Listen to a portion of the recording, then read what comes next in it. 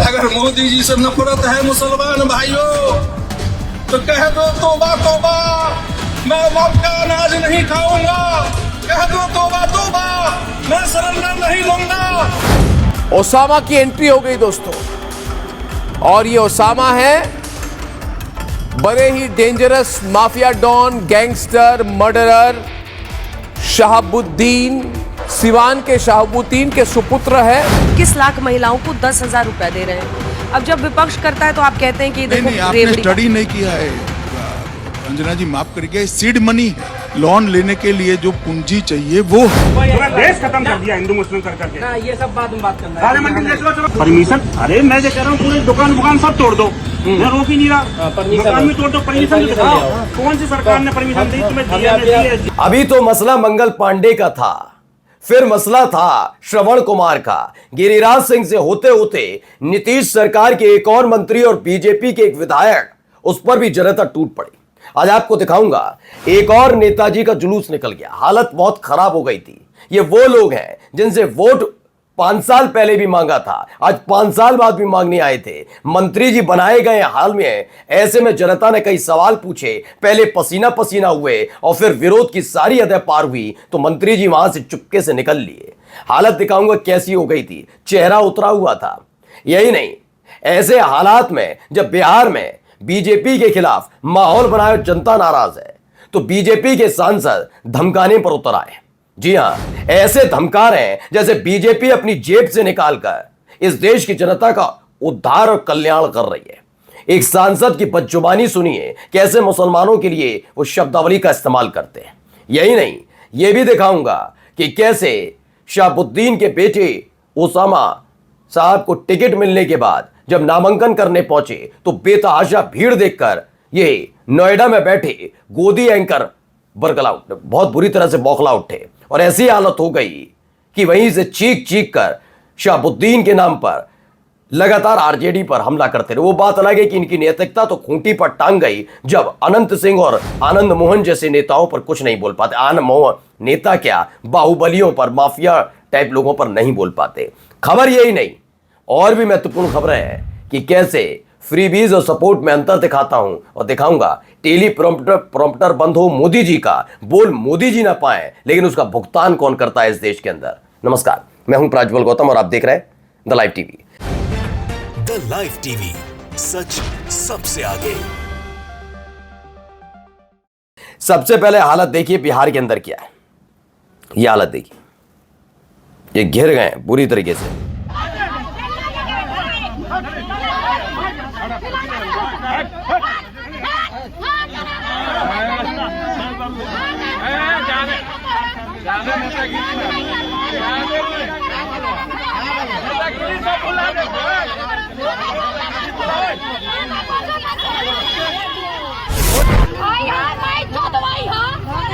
तो ये हालत ये हो गई। दरअसल इनका नाम है मंटू सिंह, विधायक है बीजेपी के, लेकिन इन्होंने सिर्फ विधायक लिखा है। मैं विधायक नहीं, ये मंत्री भी है।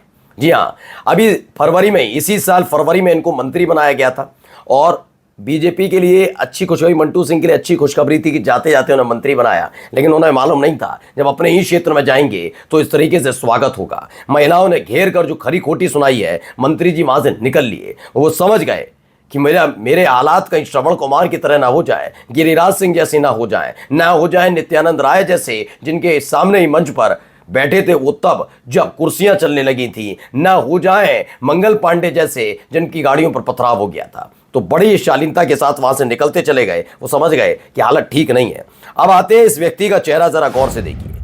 ये आदमी क्या कहते हैं मैं सुनवाऊंगा भी, लेकिन पहले बता देता हूं। दरभंगा में मधुबनी से बीजेपी के सांसद हैं अशोक यादव। इन्होंने मुस्लिम समुदाय पर बयान दिया। केवटी से बीजेपी प्रत्याशी डॉक्टर मुरारी मोहन झा के नामांकन के बाद आयोजित जनसभा में उन्होंने कहा, मुसलमान भाइयों, ओके, अगर मोदी जी से नफरत है तो कह दो तौबा तौबा, ओके, मैं मुफ्त का अनाज नहीं खाऊंगा। मुफ्त का अनाज मोदी जी अपने 1000 बीघा के खेत में उगाकर इस देश के मुसलमानों को खिला रहे हैं। बीजेपी का नेता खिला रहा है कोई? कौन खिला रहा है? बल्कि तुम ये बता पाओगे कि कहां से इतना पैसा आया कि बीजेपी के इतने आलीशान दफ्तर बन गए? इसका जवाब दो पहले। मुसलमान हो, हिंदू हो, सिख हो, ईसाई हो, इस जनता को पालने की हैसियत और औकात किसी सरकार में नहीं है। मैं पूरी जिम्मेदारी के साथ बोल रहा हूं, फिर सुनो, चाहे सरकार तुम्हारी हो या पिछले वाले की हो, हम जैसे लोगों की वजह से तुम बनते हो, ठीक है ना। मैं मुफ्त का अनाज नहीं खाऊंगा, इस शब्दावली का इस्तेमाल करने से पहले सोचो, मुफ्त की रेवड़ियां तुम तोड़ते हो, तुम सब मौज काटते हो हमारे जैसे टैक्स पेयर के पैसे पर, ठीक है ना।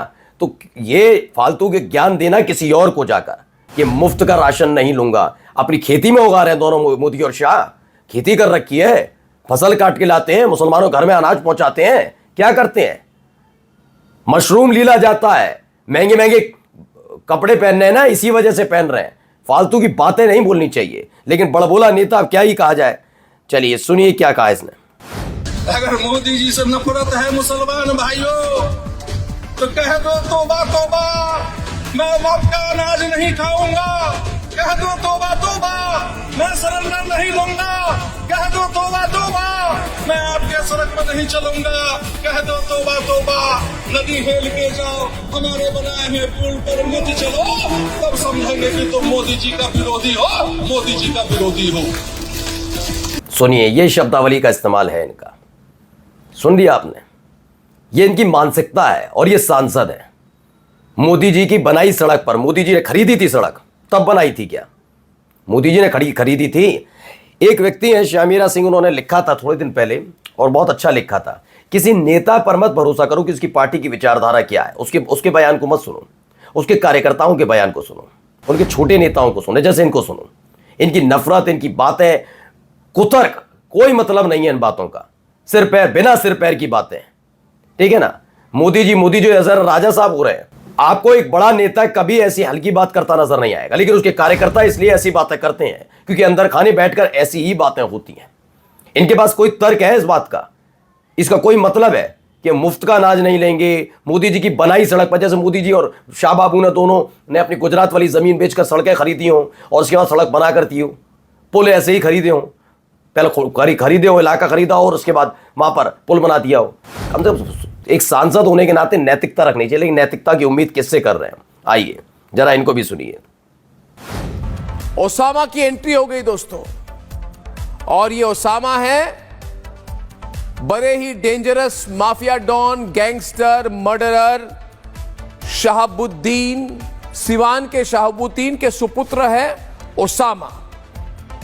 अब आरजेडी अध्यक्ष लालू यादव ने एक फोटो ट्वीट की और उन्होंने अपने हाथों से बड़े प्यार से शहाबुद्दीन के बेटे ओसामा को उन्होंने पार्टी सिंबल दिया कि जाओ बेटा। अभी शहाबुद्दीन के बेटे को आरजेडी ने क्यों टिकट दिया, इस बात का तो बड़ी नैतिकता का ज्ञान सुना रहे हैं। पहले तो मैं ओसामा के खिलाफ एक जो मामले हैं, जैसे शहाबुद्दीन का एक इतिहास रहा, वो सबको पता है, ठीक है। मैं शहाबुद्दीन से शुरू करता हूं। शहाबुद्दीन का जो इतिहास सबको पता है, ठीक है, बहुत अच्छा बोला, बहुत अच्छा, खूंखार, गैंगस्टर, ये वो तमाम चीजें ये वो। लेकिन उनका सांसद का कार्यकाल देखा था कभी? किसी इनको पता है? एक बारी जानकारी कुछ पता है? विधायकी कैसी रही, सांसदी कैसी रही, कुछ पता है? नहीं पता, शून्य, नील बटा सन्नाटा। मैं फिर भी शहाबुद्दीन के लिए नहीं कहूंगा। आप ये तय कर पाएंगे कि उनका बेटा उतना ही डेंजरस है, खतरनाक है, ये तमाम चीजें क्योंकि उनका बेटा है, इसीलिए। तो इस लिहाज से तो आनंद मोहन के बेटे को पहली फुर्सत में राजनीति से बहिष्कृत कर देना चाहिए। वजह यह नहीं कि आनंद मोहन पर वो आरोप थे और सजा हुई। दरअसल दूसरा मसला यह है कि आनंद मोहन का बेटे साहब अभी एम्स के अंदर जो बदतमीजी करने पहुंचे थे और जो कुछ कर रहे थे, उस लिहाज से यह होना चाहिए। इनके खिलाफ तो नहीं है, ओसामा साहब जो है इनके खिलाफ तो, इस आदमी, इस लड़के के खिलाफ तो एक कार्रवाई नहीं है ऐसी, लेकिन वो तो कर रहे थे ना। अनंत सिंह, हाँ, अनंत सिंह क्रांतिकारी हैं अर्णब गोस्वामी के हिसाब से, है ना। तब कलेजा नहीं फटता। और फिर कहते गोदी मीडिया क्यों कहते हो? क्योंकि आप लोगों ने अपने ईमान को खूंटी पर टांग रखा है। और यकीन बता करके चल रहा हूं कि अगर मैं अभी आपको मौका मिले तो अब अपने ईमान के साथ साथ सब कुछ बेचने के लिए तैयार हूं। आपको इससे मतलब है और कुछ नहीं चाहिए। चलिए, राजस्थान के बांसवाड़ा में घटनाक्रम घटा छोटा सा। पीएम की रैली के दौरान टेलीप्रॉम्प्टर बंद हो गया।